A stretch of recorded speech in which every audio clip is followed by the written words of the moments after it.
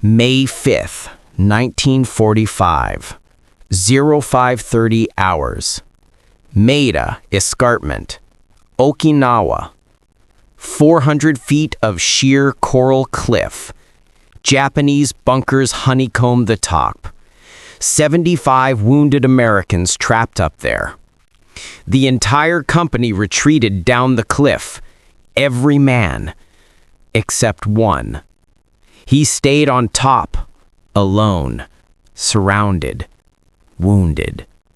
He had no weapon, no rifle, no grenades, no way to defend himself.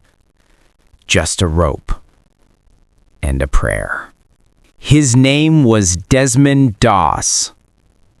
6 months earlier, his own unit tried to kill him. This is the story your father knew but never told you. The conscientious objector who became the bravest man in the Pacific. The medic they called coward. The soldier who refused to kill. Lynchburg, Virginia, 1942. Desmond Doss was 23 years old. Skinny kid, 110 pounds soaking wet. Worked at a shipyard. Seventh-day Adventist. Didn't believe in killing. Not because he was afraid, because of God. His father fought in the First War. Came home broken. Tom Doss kept a loaded pistol in the house. Drank to forget what he'd seen in France. One night, Tom pulled that pistol on Desmond's mother during a fight. Desmond was 15. He wrestled the gun away from his father, held it, felt its weight, nearly pulled the trigger. That moment changed him. Thou shalt not kill. The 6th commandment. Desmond decided right then he'd never break it. Not even in war. April 1st, 1942. Pearl Harbor was 4 months gone. America needed every man. Desmond walked into the recruiting office. The recruiter looked at this skinny Virginia boy and smiled. Easy, recruit. Which branch, son? Army, sir. But I'm enlisting as a medic. I won't carry a weapon. The recruiter's smile died. Son, you can't serve without a rifle. Yes, sir, I can. I'll be a medic. I'll save lives instead of taking them. The recruiter tried to talk him out of it. Tried to explain. Tried to refuse him. Couldn't. The law was clear. Conscientious objectors could serve as non-combatants. Desmond enlisted that day. His father tried to stop him, begged him not to go. Told him they'd kill him over there. Maybe, Dad, but I won't kill them. Fort Jackson, South Carolina. Basic training. Desmond's nightmare began the day he arrived. Drill Sergeant Howell looked at Desmond's papers, read the conscientious objector designation. His face turned red. You're telling me you won't carry a rifle? No, Sergeant. You won't defend yourself? I'll defend myself, Sergeant, but not with a weapon. Then you're a coward. Howell made it his mission to break Desmond. Extra duty, KP every night, latrine duty, grease traps. The worst jobs on base. Desmond did them all. Never complained. But the real torture came from his own men. Charlie Company, 307th Infantry, 77th Division. These were his brothers, his unit. They hated him. Saturday was the Sabbath. Seventh-day Adventists don't work on Saturdays. Desmond refused to train on the Sabbath. His platoon had to cover his duties every Saturday while Desmond read his Bible. They called him Holy Joe, Bible Boy, Coward. Night after night they tormented him. Boots thrown at his head while he slept, kicked out of his bunk, punched in the showers. One night, 6 men surrounded his bunk after lights out. "Quit, Doss. Go home." "I'm not quitting." They beat him. Fists, boots, they wanted to hurt him. Desmond's lips split, eye swelling shut, ribs screaming. He never fought back. Your father might have told you about men like Desmond, the guys who wouldn't fight. He probably didn't understand them. Most didn't. Desmond kept showing up, kept training, kept taking the abuse. Private Clarence Glenn bunked next to Desmond, one of the guys who beat him. Years later, Glenn said something remarkable. He said watching Desmond take that beating and never quit changed him. I realized he was braver than any of us. But that was years later. In 1942, they just wanted him gone. Captain Glover called Desmond to his office. "Private Doss, I'm recommending you for discharge. Section 8, unfit for service." Desmond stood at attention. Blood still crusted on his face from the beating the night before. "Sir, I enlisted to serve my country. I'm not leaving." "You won't carry a weapon. You're useless to this unit." "I'll carry wounded, sir. I'll save lives." Glover stared at this impossible kid, 110 pounds, barely 5'7", beaten to hell, still standing. "You'll die over there, Doss." "Maybe, sir, but I'll die serving." Glover denied the discharge, but the Army had one more card to play: court-martial. They charged him with refusing to obey orders. The penalty could be prison, dishonorable discharge. Desmond sat in that courtroom alone. No lawyer, just his Bible. The prosecutor laid it out. Refusal to train on Saturdays. Refusal to carry a weapon. Endangering the unit. Then a letter arrived. Desmond's former boss at the shipyard had connections. He explained that conscientious objectors had legal protection. The Army couldn't force Desmond to violate his religious beliefs. The charges were dropped. But the hatred from his unit wasn't. They called him coward all the way to the Pacific. 1944. The 77th Division shipped out to the Pacific. Guam first, then Leyte in the Philippines. Desmond served as a medic, treated malaria, treated infections, treated men who still called him coward. He never responded to the insults, just did his job.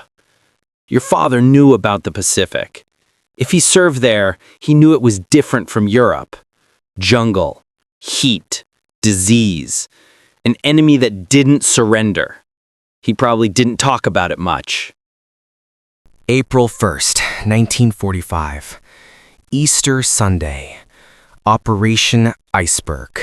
The invasion of Okinawa. The last stepping stone before Japan. The 77th Division landed on the western beaches. Light resistance at first. Too light. The Japanese were waiting inland, at a place the Americans would call Hacksaw Ridge. The Japanese called it Maeda Escarpment, a 400-foot wall of coral and rock, steep, vertical in places. The top was a plateau, 50 yards of open ground, then a maze of Japanese bunkers, caves, and spider holes. Fortified for months, defended by thousands. Orders to fight to the death. Charlie Company got the order. Climb the cargo nets, take the top. May 4th, 1945. Desmond climbed with them. Still no weapon, just his medic bag, bandages, morphine, a Bible in his pocket. The men around him still didn't trust him. "Stay out of my way, Doss. Don't expect me to save your coward ass." Desmond didn't respond, just checked his supplies and prayed. The top of Hacksaw Ridge was hell. Machine gun fire from 3 directions, mortars falling like rain, grenades, snipers in the caves. Men started falling immediately. "Medic!" The cry went up across the ridge. "Medic!" Desmond ran. No hesitation, no cover, just ran toward the screaming. Private Glennon, leg shredded by shrapnel, femoral artery pumping blood into the coral dust. Desmond slid next to him, bullets snapping overhead. "I got you, Glennon. You're going home." His hands worked fast. Tourniquet, pressure, morphine. Glennon was crying. "I'm gonna die! Oh God, I'm going to die!" "Not today, brother." Desmond dragged Glennon back to the cargo nets, 50 yards under fire, handed him to the medics below, then climbed back up. "Medic!" Corporal Baker. Stomach wound, intestines visible. Desmond packed the wound, gave morphine, dragged him to the nets, went back up. "Medic!" Sergeant Hoekstra, the same sergeant who'd called him coward in basic training. Shoulder blown apart, chest wound, bleeding out. Hoekstra's eyes went wide when he saw Desmond. "Doss, leave me. I don't deserve—" "You're my brother, Sergeant. I'm getting you home." Desmond treated him, dragged him to safety.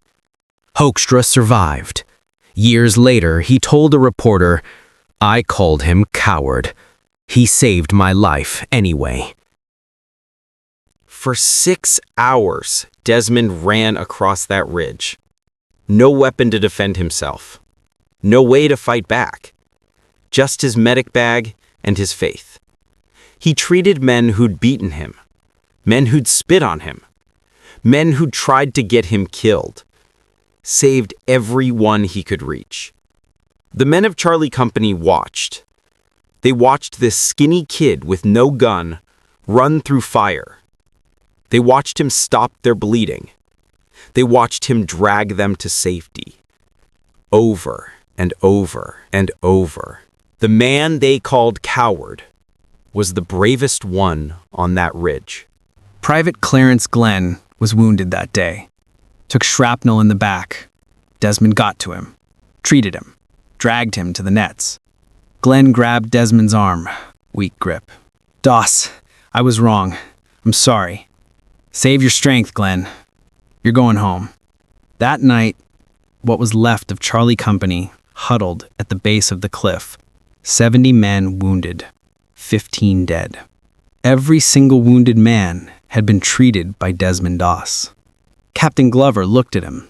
This kid he'd tried to discharge. "Good work today, Doss. Just doing my duty, sir." But the real test was coming. May 5th, 1945. 0430 hours. Charlie Company got orders to take Hacksaw Raid again. They'd tried yesterday. Failed. Paid in blood. Today, they'd finish it. They climbed the cargo nets in darkness. Reached the top just before dawn. Spread out across the plateau. Waited. The Japanese counterattack hit at 0500. Hundreds of soldiers screaming, bayonets fixed, grenades flying. The American line broke. Fall back to the nets. Men scrambled toward the cliff edge, the only escape. But dozens were still out there, wounded, can't move, crying for help. The order came down. "Leave them. We can't hold this position." Every able-bodied American went over the cliff. Every one. Except Desmond Doss. Captain Glover screamed at him from below. "Doss, get down here! That's an order!" Desmond looked at the wounded men scattered across the ridge. Some unconscious, some crying, some praying. 75 Americans who couldn't evacuate. He thought about his promise to serve, to save lives. He picked up a rope from the cargo nets, and he started lowering men down the cliff, one man at a time, alone, surrounded by Japanese soldiers. Drag a wounded man to the edge, tie the rope around his chest, lower him down 400 feet of cliff, run back for another. Japanese soldiers were 20 yards away, searching the battlefield, bayoneting wounded Americans. Desmond worked in the darkness, silent, fast. Drag, tie, lower. Again. Private Baker, unconscious, stomach wound. Desmond tied the rope, lowered him. The rope burned through his palms, skin peeling off. Didn't stop. Corporal Mahoney, both legs broken. Don't leave me, Doc, please. I'm not leaving anybody. 40 men down before the sun came up. With each one, Desmond prayed the same prayer. Lord, please let me save just one more. Just one more. The sun rose. The Japanese saw him. Machine gun fire ripped across the plateau. Desmond dove behind a shattered bunker, bullets chewing up the coral. He could taste the dust. Waited for a lull. Ran to the next wounded man. Sergeant Hoekstra again, hit a second time. Chest wound, shoulder blown apart. Doss, you gotta leave me. Not happening, Sergeant. Desmond packed the wounds. The blood kept coming. He dragged Hoekstra toward the cliff edge. 100 yards. Hoekstra screaming the whole way. Machine gun fire, rounds hitting inches from Desmond's head. He didn't flinch, just kept dragging. Got Hoekstra to the edge, tied the rope. Hands raw meat now. Every pull sent fire through his arms. Lowered him down. One more, Lord. Just one more. 50 men down, 25 still up top. Desmond's legs were shaking, dehydrated, exhausted, hands destroyed. He tried to stand. His legs gave out. Fell face first into the coral, lay there, tasting blood and dirt. Your father would understand what happened next. The moment when your body quits, when you've got nothing left, when the only thing that keeps you moving is something beyond yourself. Desmond pushed himself up to his hands and knees, started crawling, 6 inches at a time. Reached Private Cassina, back wound, can't feel his legs. Desmond stabilized his spine, tied him to a poncho, made a stretcher. Started dragging on his hands and knees. Japanese soldiers on the ridge now, searching systematically. Desmond heard their boots on the coral. He dragged Cassina behind a bunker, hid. The Japanese passed by, didn't see them. Desmond kept dragging. Reached the cliff edge, tied Cassina, used his teeth. His hands wouldn't work anymore. Lowered him down, armed shaking. Rope slipped twice, caught it both times. Cassina made it to the bottom. 70 men saved. 5 more left. Desmond crawled back, 50 yards, on his belly now. Reached Private Doris, head wound, unconscious. Okay, brother, last one. We're going home. He grabbed Doris under the arms, started dragging. A Japanese soldier appeared from a cave 10 yards away, rifle raised, aimed at Desmond. Desmond stared at him, too exhausted to be afraid. The soldier stared back. This wounded American, covered in blood, dragging another wounded man, no weapon. The soldier lowered his rifle, turned, and walked away. Desmond never knew why, never knew his name, never saw him again. But he made it to the cliff edge with Doris, tied the rope one last time, hands that were nothing but raw meat and bone, lowered Doris down. 75 men, all down, all alive. Desmond collapsed at the edge of Hacksaw Ridge, tried to pray his prayer one more time. One more. But there was no one left to save. The men at the bottom of the cliff stared up. 75 wounded soldiers, all lowered by one man. A man they'd called coward. Captain Glover counted them, counted again, couldn't believe it. "Where's Doss?" "Still up there, sir." "Alone?" "Yes, sir." Glover grabbed a rifle, started climbing the cargo nets. "I'm not leaving him up there." 10 men followed him, back up Hacksaw Ridge, into the hell they'd just escaped. They found Desmond at the cliff edge, unconscious, bleeding from 17 shrapnel wounds, hands destroyed. They thought he was dead. Then he opened his eyes. Did they all make it? Yeah, Doss, they all made it.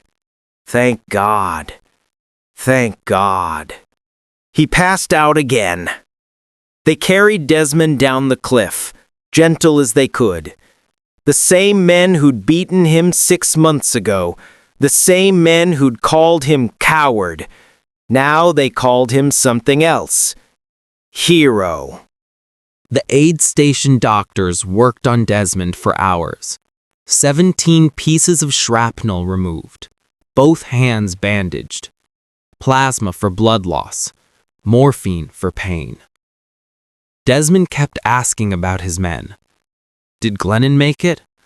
What about Hoekstra? Callan? They're alive, Doss. Because of you. The story spread through the 77th Division, then through Okinawa, then through the entire Pacific Theater. The medic who wouldn't carry a weapon had saved 75 men, alone, under fire, wounded. Your father heard about it. Every soldier in the Pacific heard about it. The conscientious objector who proved courage doesn't need a gun. May 21st, 16 days after Hacksaw Ridge. Desmond was in the field hospital, hands bandaged, shrapnel still in his back. He heard casualties coming in from another ridge. Got out of bed, grabbed his medic bag with his bandaged hands, started walking toward the front. A nurse tried to stop him. "Private Doss, you're not cleared for duty." "Men are dying, ma'am." "You can barely walk." "I can walk enough." He made it 100 yards before his captain found him. "Doss, what are you doing?" "Going back to my unit, sir." "You're wounded." "So are they, sir." Captain Glover stared at this impossible man, then nodded. "I'll get you a jeep." Desmond served until a grenade shattered his arm and filled his body with more shrapnel. That wound finally sent him home. 5 years in hospitals, 21 surgeries, lost a lung to tuberculosis, lost 5 ribs, lost the use of one arm. Never complained once. October 12, 1945. The White House. President Harry Truman presented Desmond Doss with the Medal of Honor, the first conscientious objector to receive it. The citation read, "He was a company aid man when the 1st Battalion assaulted a jagged escarpment 400 feet high. As our troops gained the summit, a heavy concentration of artillery, mortar, and machine gun fire crashed into them, inflicting approximately 75 casualties and driving the others back. Private First Class Doss refused to seek cover and remained in the fire-swept area with the many stricken, carrying them one by one to the edge of the escarpment and there lowering them on a rope-supported litter down the face of a cliff to friendly hands. 75 men, 1 medic, no weapon. Desmond went home to Virginia, married his sweetheart, Dorothy, raised a son, worked as a carpenter when his health allowed. He never talked much about Hacksaw Ridge. When people asked, he'd just say, "I was doing my duty." The men he saved never forgot him. Every year, letters, phone calls, visits when they could. "Doc, I named my son after you." "Doc, my daughter graduated college. She wouldn't exist without you." "Doc, thank you. Every day I wake up, I thank God for you." Desmond always said the same thing. "I was just asking God for one more. He gave me 75. Your father knew about Desmond Doss. Every veteran knew. The guy who wouldn't kill. The guy they called coward. The guy who proved that the highest form of courage is saving life instead of taking it. When your father came home from the war and someone asked him what real bravery looked like, he might have thought about Desmond Doss, the 110-pound medic who stayed on top of Hacksaw Ridge, alone, wounded, praying for one more. Desmond Doss died March 23, 2006, 87 years old. Buried at Chattanooga National Cemetery. Full military honors. The men he saved came to say goodbye. Wheelchairs, canes, all with tears. One of them said it best. "We called him coward. We were wrong. He was the bravest man who ever lived." 75 men went home because of Desmond Doss. 75 families stayed whole. Hundreds of children and grandchildren exist because one man refused to give up. One man who asked God for just one more.